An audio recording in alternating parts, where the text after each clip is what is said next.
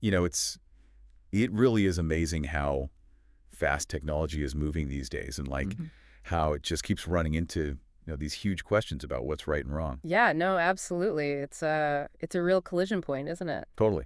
And that's kind of what we're going to be looking at today, actually. Yeah. Yeah. We're diving into a situation that really highlights this whole intersection of AI, like artificial intelligence, and big corporations, what they're doing, Mm-hmm. and also just how employees can express their beliefs, when they work for these companies. It's a fascinating area, and I think a lot of people are grappling with it right now. For sure. So basically, Microsoft, celebrating its 50th anniversary, this huge tech giant, Mm-hmm.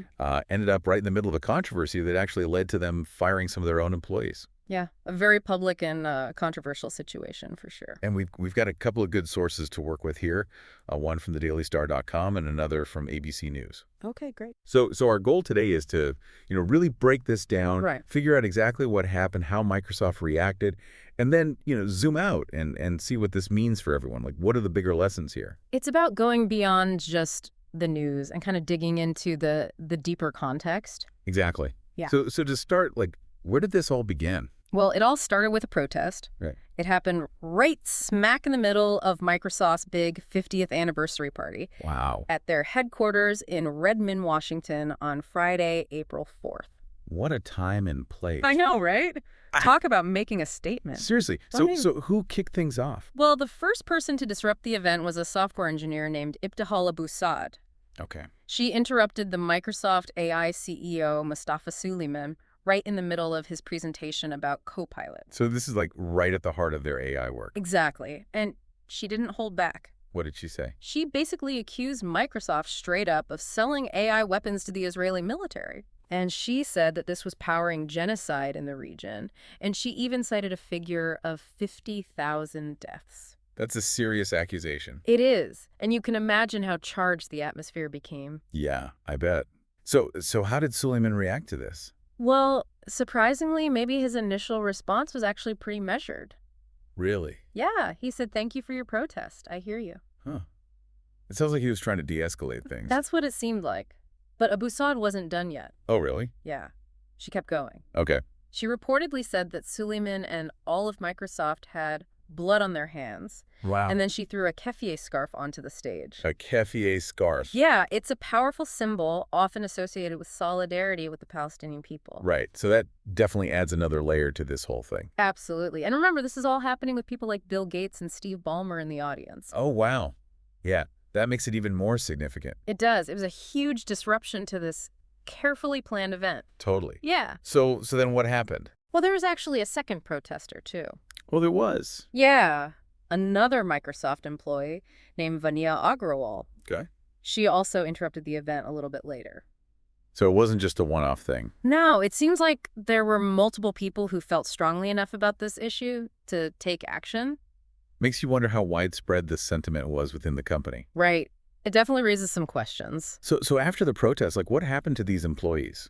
Well, the news reports say that both Abu Saad and Agrawal were fired. Okay. And pretty quickly, too.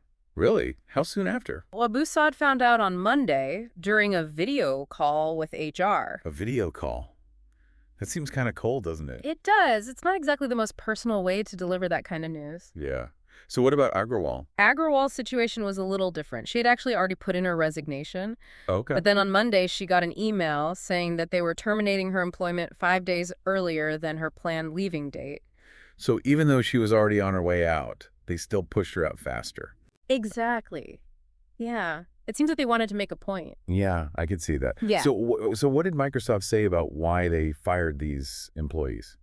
Well, in Abu Saad's termination letter, they said that her actions were misconduct. Okay. They specifically said that it was designed to gain notoriety and cause maximum disruption to this highly anticipated event. So they're really focusing on the disruption she caused. Right. It seems like they're framing it as her intentionally trying to sabotage the event. As opposed to, just expressing her beliefs. Exactly. Yeah. And did Microsoft release like a general statement about the protests and the firings? They did, yeah. On Friday, the same day as the protest, they put out a statement. Okay, what did it say? Well, they said that they provide many avenues for all voices to be heard within the company. Okay. But then they also said that this has to be done in a way that does not cause a business disruption. Okay. and that if someone does cause a disruption, they'll be asked to leave. Right. And they ended by saying that they're committed to ensuring our business practices uphold the highest standards. So it sounds like they're trying to say, look, we're open to feedback, but you have to do it our way and not disrupt things. Yeah, that's pretty much the gist of it. And did they comment specifically on the firings themselves? The articles say that on Friday they didn't give any further comment about possible disciplinary actions. Okay. But then obviously they went ahead and fired Abu Saad and pushed Agrawal out early. Right. Actions speak louder than words. Exactly. Hmm. But it does make you think, if there are all these internal ways for employees to give feedback, like Microsoft claims, then why did these employees feel like they had to resort to such a public and disruptive protest? Yeah, that's a good question. It makes you wonder if those internal channels are really working as well as Microsoft thinks they are. Or maybe they're there, but employees don't feel like they're being taken seriously. Could be. And there was another interesting detail in the articles. What's that? They mention that Abu Saad's access to her work accounts was cut off very soon after the protests. Oh, wow. So they really moved quickly on that. They did. It seems like they made a decision and acted on it immediately. Okay, so this protest didn't just come out of nowhere, right? There's this whole backdrop of concerns about Microsoft's involvement with the Israeli military. Exactly. It's not an isolated incident. Right. So can you give us a little background on that? Sure. There's this advocacy group called No Azure for Apartheid. Okay. And they've been campaigning against Microsoft selling its Azure cloud computing platform to Israel. What is Azure exact? It's basically a whole bunch of cloud services, everything from data storage and processing power to really advanced machine learning algorithms. So it's pretty powerful stuff. It is. And that's what worries these activists. They're concerned about how this technology could be used. And it sounds like there's some evidence to support their concerns. Yeah, earlier this year, the Associated Press did an investigation. Okay. And they found that AI models from both Microsoft and OpenAI were being used in an Israeli military program For what? to help them select bombing targets. And this was during those recent conflicts in Gaza and Lebanon. So that definitely gives some weight to what the protesters were saying. It does. It shows that their concerns about Microsoft's technology being used in warfare are not unfounded. And the report even mentioned a specific incident, Yeah, right? there was a really tragic Israeli airstrike in 2023 that killed 3 young Lebanese girls and their grandmother. Oh, that's awful. It is. And while the report doesn't say for sure that AI from Microsoft or OpenAI was involved in that specific airstrike, Okay. it does show you the very real human cost of these military actions. Right. And it really brings home the seriousness of these ethical concerns about using AI in warfare. It makes it much more than just a theoretical debate. Exactly. It's about real people's lives. And it's worth noting, this isn't the first time Microsoft employees have spoken out about this, right? You're right, it's not. The reports say that back in February, 5 other Microsoft employees were actually removed from a meeting with CEO Satya Nadella What for? for protesting these same contracts. So this has been an ongoing internal struggle within Microsoft. It seems that way. And it kind of makes you wonder if the company is really listening to these concerns. Yeah, why aren't these internal channels working? It's a good question. Maybe they're just not effective enough, or maybe the company just isn't prioritizing these ethical issues. It's hard to say from the outside, but it's definitely something to think about. For sure. Yeah. And the interesting thing is, this situation with Microsoft isn't unique in the tech world. What do you mean? Well, the articles mentioned a very similar situation that happened at Google last year. Really? Yeah, dozens of Google employees were fired for protesting a contract with the Israeli government called Project Nimbus.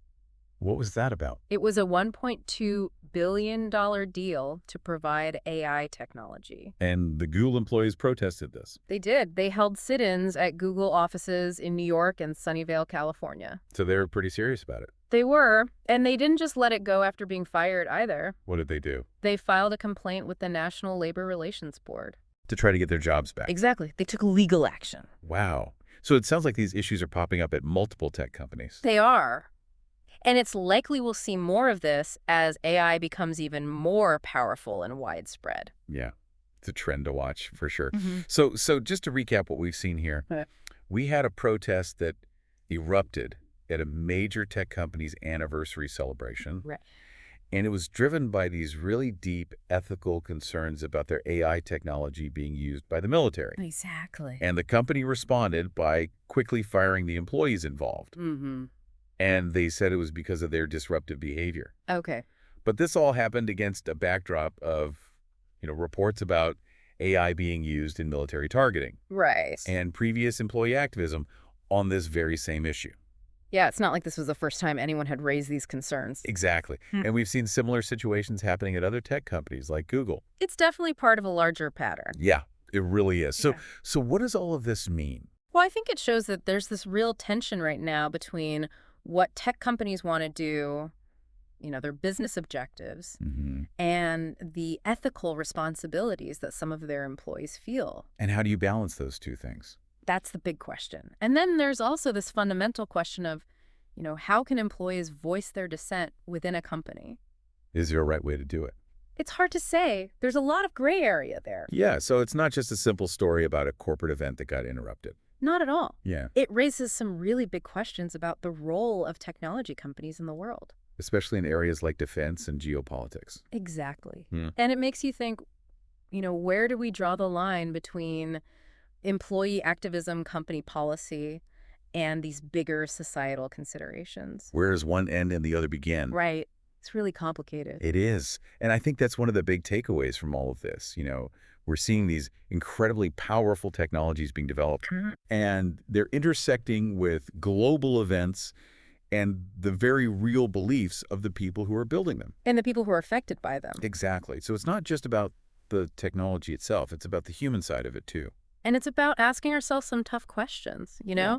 As these technologies become even more integrated into defense and global politics, Yeah. what are the responsibilities of the companies who are creating them? And what about the employees who are working on them? Where do their loyalties lie? And how do we make sure that these technologies are used ethically and responsibly? That's the challenge. And it's a challenge that's only going to become more urgent as AI continues to evolve. Definitely a lot to ponder.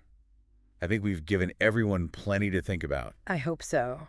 even after this deep dive is over. That's the goal, to Uh-huh. spark some deeper conversations. Yes, because these issues aren't going away anytime soon. Not at all. They're only going to become more important. And more complex. Yeah. So we need to start talking about them now. I agree. And we need to keep talking about them Absolutely. because the future of AI is ultimately in our hands. It is. And it's up to all of us to shape it in a way that benefits humanity. That's a good note to end on. I think so. So thanks for joining me for this deep dive. It was my pleasure. And to everyone listening out there, keep those conversations going. Yeah, keep thinking critically, keep asking questions. Because the stakes are high. They are. And the choices we make today will shape the world of tomorrow. Absolutely. That's the reality we're facing. And it's a reality we can't afford to ignore. I couldn't agree more. So until next time, stay informed, stay engaged, and stay curious. And stay hopeful. We can do this. We can do it. We have to. Let's make it happen. I'm with you on that. Onwards and upwards. To a better future. To a brighter tomorrow. Cheers to that.